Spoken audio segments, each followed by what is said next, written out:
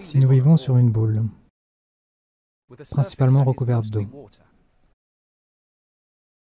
toute l'eau doit se courber. Dans un bol, un bain, une piscine, un lac, une rivière et la mer. Toute l'eau sur ce globe doit se courber. À quel point doit-elle être courbée? Et jusqu'où va l'horizon?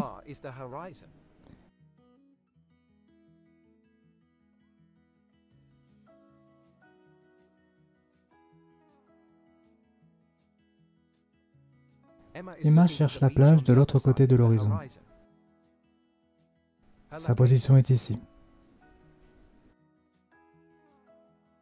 La plage est à 13 km. Compte tenu de la hauteur des yeux d'Emma, au-dessus de l'eau, 1,5 m, l'horizon visible sera de 4,37 km.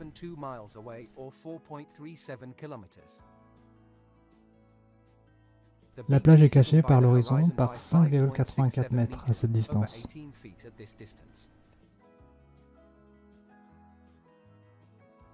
Si la plage est à 18 km, l'horizon visible reste le même.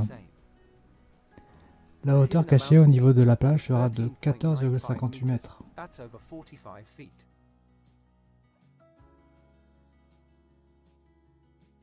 Si vous aviez un entrepôt de 500 mètres de long, avec un sol parfaitement plat, s'il était inondé, l'eau au milieu serait plus profonde de 2 cm que les murs extérieurs.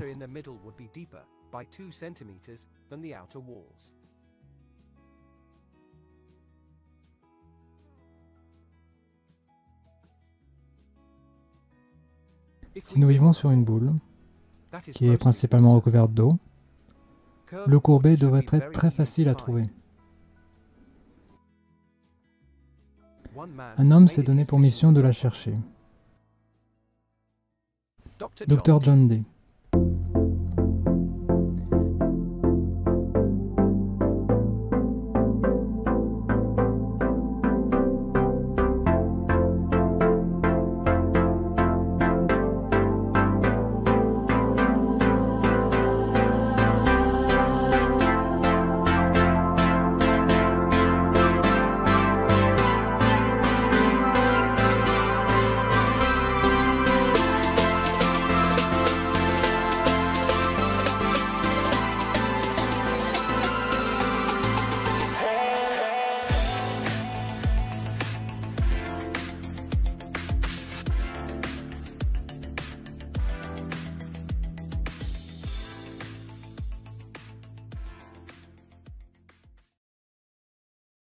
La date est le jeudi 6 août 2020.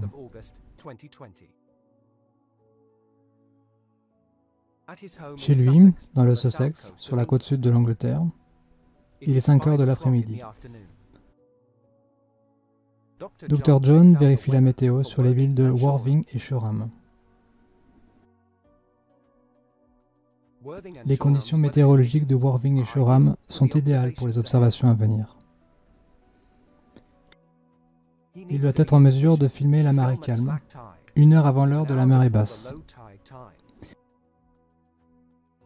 Pour les observations d'aujourd'hui, l'appareil photo est un Nikon P900. Cette caméra est capable de filmer la Lune. La cible est un parc éolien rampant, situé à plus de 13 km au large de la côte du Sussex, près de Worthing et Shoreham. L'ensemble du complexe couvre plus de 43 km² de mer. Le point d'observation de Dr. John sera ici. La cible principale est les 6 dernières éoliennes à l'ouest, marquées en rouge. Chacune des éoliennes est numérotée de 1 à 6. La première est à plus de 13 km du point d'observation. La 6e est à plus de 18 km.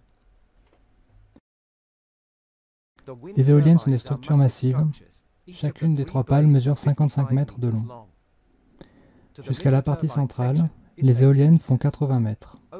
Globalement, elles font 140 mètres de hauteur. La base des éoliennes et les plateformes de chargement sont les points de référence des observations. La base mesure 5 mètres de diamètre. Les marques de marée haute sur les bases sont faciles à distinguer sur le fond jaune. Elles remontent de la mer à environ 2,5 mètres. La plateforme de chargement est à environ 12,5 mètres de sa base au niveau de la mer.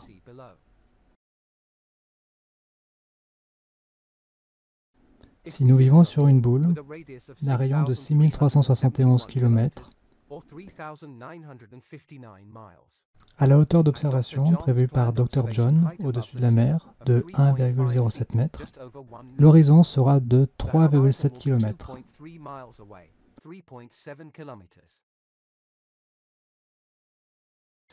L'éolienne 1 à une distance de 13,5 km, la hauteur cachée par la mer devrait être de 7,6 mètres. Éolienne 2, 8,6 mètres.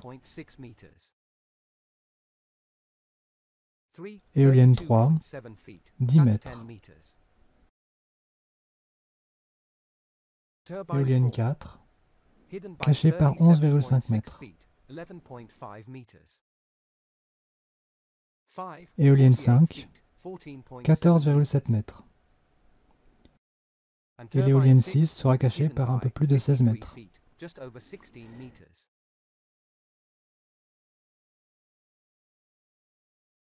Les plateformes de chargement des éoliennes 5 et 6 ne doivent pas être visibles depuis la position de Dr John. Les marques de marée sur les 6 éoliennes seront toutes masquées par l'horizon. Une dernière gorgée, puis la suite.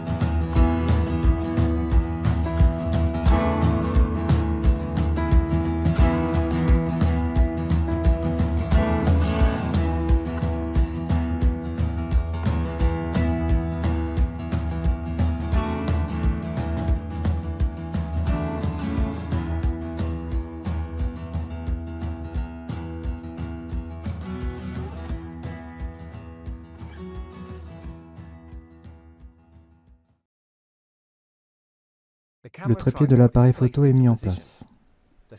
Le centre de l'objectif de la caméra sera à 1,07 m du niveau de la mer. Derrière lui, les maisons de plage et le club de voile sont à environ 300 mètres. Les conditions sont meilleures que prévu. Le soleil est bas dans le ciel. Il se couche dans 40 minutes. Il n'a pratiquement pas de vent dans le dos. Tout le parc éolien est visible à l'œil nu. C'est l'heure de l'observation.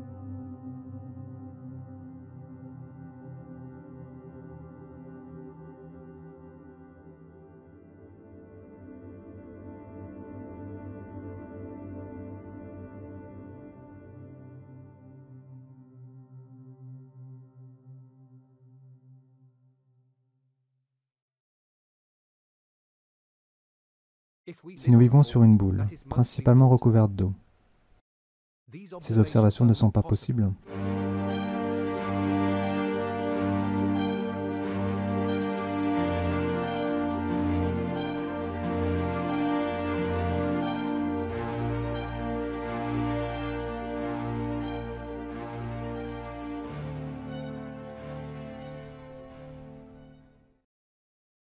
Analyse des observations.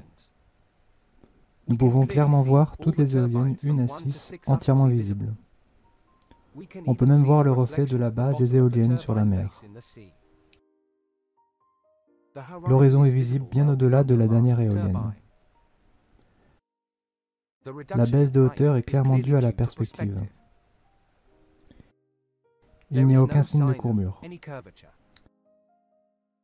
Chaque marque de marée sur la base était visible sur chaque éolienne du parc, y compris la station. Aucune courbure visible. Lorsque la hauteur d'observation a été réduite à 0,7 m, les marques de marée et les bases étaient encore visibles. Visibles de la base de l'éolienne la plus éloignée à la plus proche. Plusieurs fois au cours de l'observation, des reflets d'éoliennes ont pu être observés. Le navire observé le plus proche s'appelait le Pacific Worker et était à plus de 13 km. La base est clairement visible. Elle aurait dû être bien cachée par l'horizon. Puis, le plus gros coup porté à toute courbure, le navire, vu à plus de 32 km, le pétrolier l'Eagle Kinabalu. La position du bateau a été suivie à l'aide de mon point de suivi des navires. C'est son emplacement à 7h01. La fine ligne rouge indique son parcours. Sa distance a été mesurée à l'aide du site de trafic maritime. Il se trouvait à 18,1 miles nautiques de Dr. John, soit plus de 32 km. À 32 km, ce vaisseau massif aurait dû être caché par 70 mètres de courbure. Seul le haut du navire aurait dû être visible. Si nous vivons sur un globe composé principalement d'eau, toute l'eau doit se courber.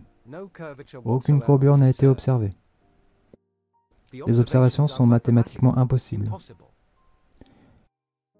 Elles montrent les éoliennes 1 à 6, avec le navire à 33,47 km, remplacé par l'éolienne marquée S. À une hauteur d'observateur de 1,07 m, c'est ce qu'il aurait fallu observer. Puis, à 0,7 m, encore moins d'éoliennes auraient été aperçues. Nous avons vu la base des éoliennes 1 à 6 et le navire sur la ligne d'horizon, à la hauteur de l'observateur de 1,07 m. L'éolienne 1 devrait remonter de 7,6 m. L'éolienne 6 par 16 mètres. Et le navire de 70 mètres. À 0,7 m, ce serait encore plus. Mais sur l'observation, on voit la base la plus éloignée s'élever plus haut que la base la plus proche. Le tout bien au-dessus de l'horizon. Toutes les bases observées devraient être plus hautes. C'est l'objet le plus éloigné qui devrait le plus s'élever. Les lignes pointillées bleues représentent la densité des couches d'air, la plus basse étant la plus dense. À chaque position, il n'y aurait pas de grande différence dans la hauteur de chaque section d'air. Si nous sommes sur un globe, il est mathématiquement et visuellement impossible d'observer cela.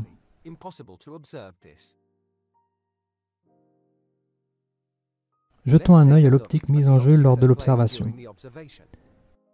Quelles étaient les conditions au moment de l'observation? La température pendant la journée était autour de 25 degrés.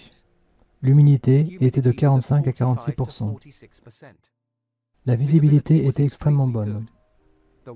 Le vent était très faible, entre 5 et 8 km/h. Le soleil était bas dans le ciel. Des conditions idéales pour la stratification de l'atmosphère. Nous voyons la distorsion des pales des éoliennes pendant qu'elles tournent.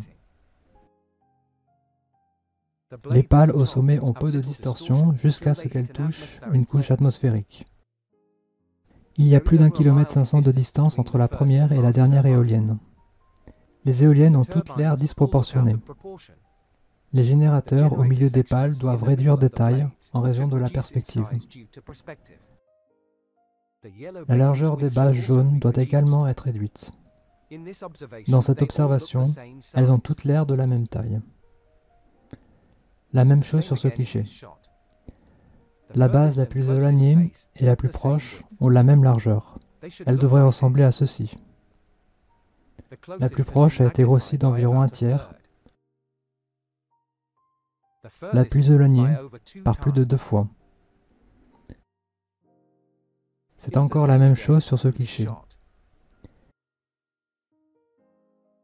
Il en a été de même tout au long de l'observation. Plus l'éolienne est éloignée, plus le grossissement est important.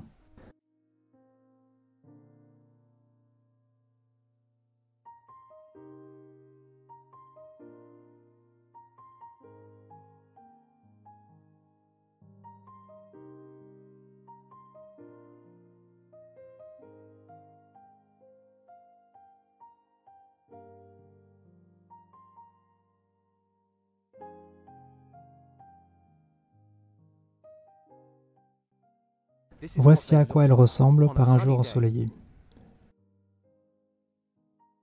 La vue de tous les pétroliers à plus de 32 km. 2 observations différentes. On pourrait penser qu'il s'agit de navires différents. Après avoir vérifié la direction, les minutages et l'analyse image par image, les deux sont bien l'Eagle Kinabalu. La transformation est visible entre les 2 observations. La première observation, la vitesse du vent à ce point, a réduit la hauteur de la couche dense jusqu'au pont principal inférieur. Au fur et à mesure que le navire se déplaçait dans une couche d'air, à peu près à la même hauteur que nos éoliennes, la transformation était visible.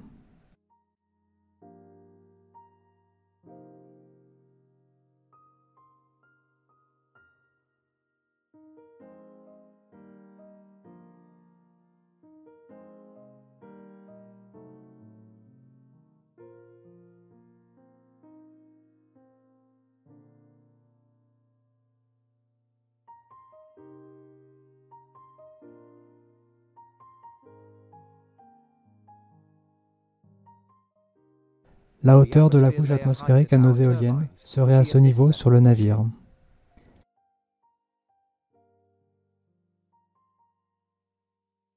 À la première observation du pétrolier, il y a une couche d'air basse plus dense. L'air moins dense au-dessus grossit tout le navire et en même temps étire l'image que nous voyons.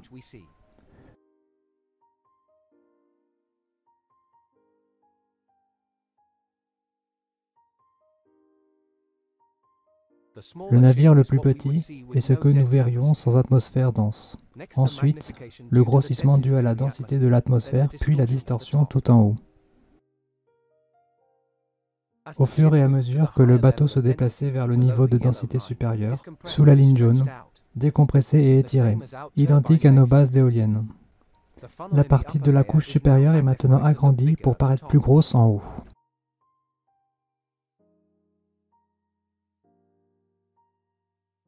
Lorsque nous regardons le ciel, il peut sembler une étendue infinie de bleu ou de gris. En réalité, il est rempli de minuscules particules de vapeur d'eau. Elles ont un impact significatif sur le grossissement des objets, créant parfois un niveau de grossissement presque surréaliste.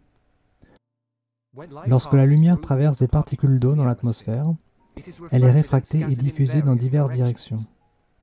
Cela crée un effet de grossissement, faisant apparaître les objets plus grands ou plus proches qui ne le sont réellement.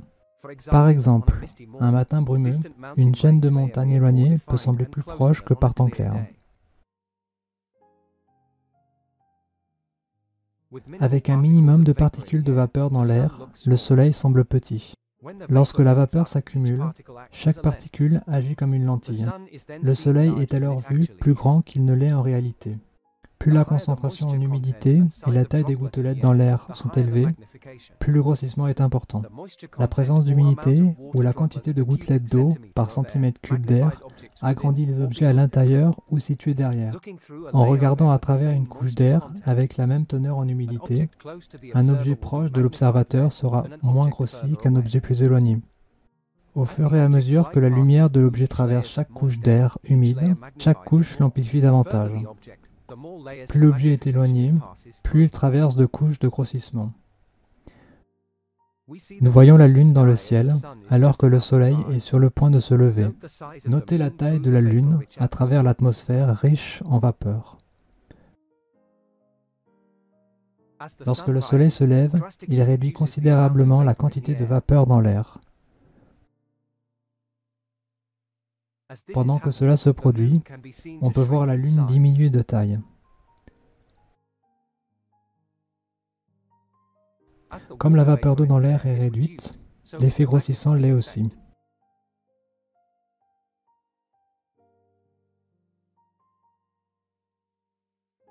La même chose avec le Soleil. Au fur et à mesure que la caméra s'élève dans un air moins riche en vapeur, il devient plus petit.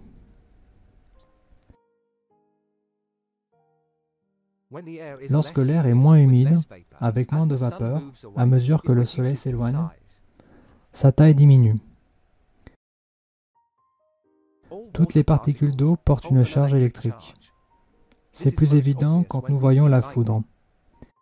Un nuage orageux peut être composé de plusieurs couches de particules d'eau chargées positivement et négativement.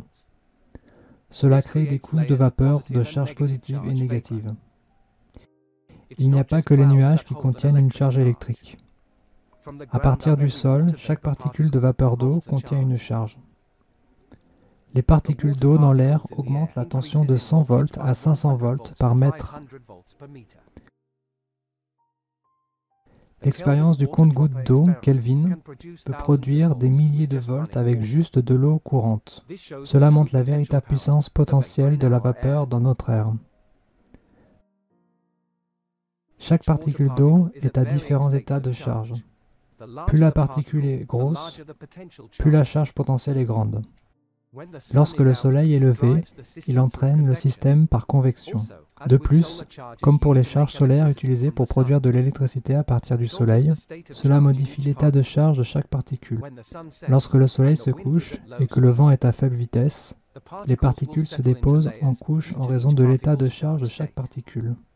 La même chose que dans les nuages.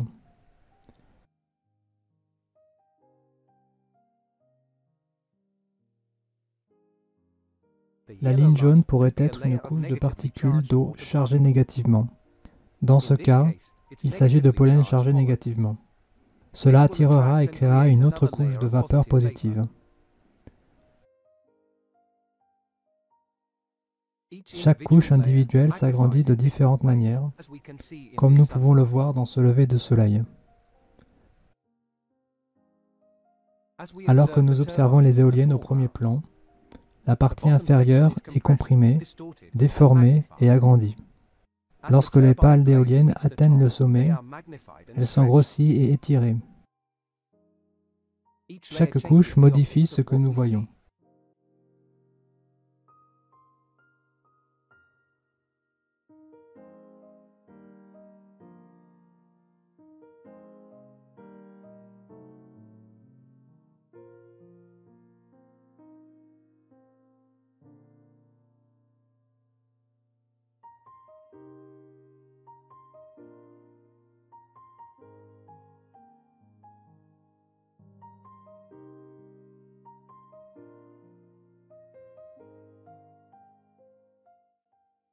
Nous ne voyons pas de courbure dans notre vie quotidienne.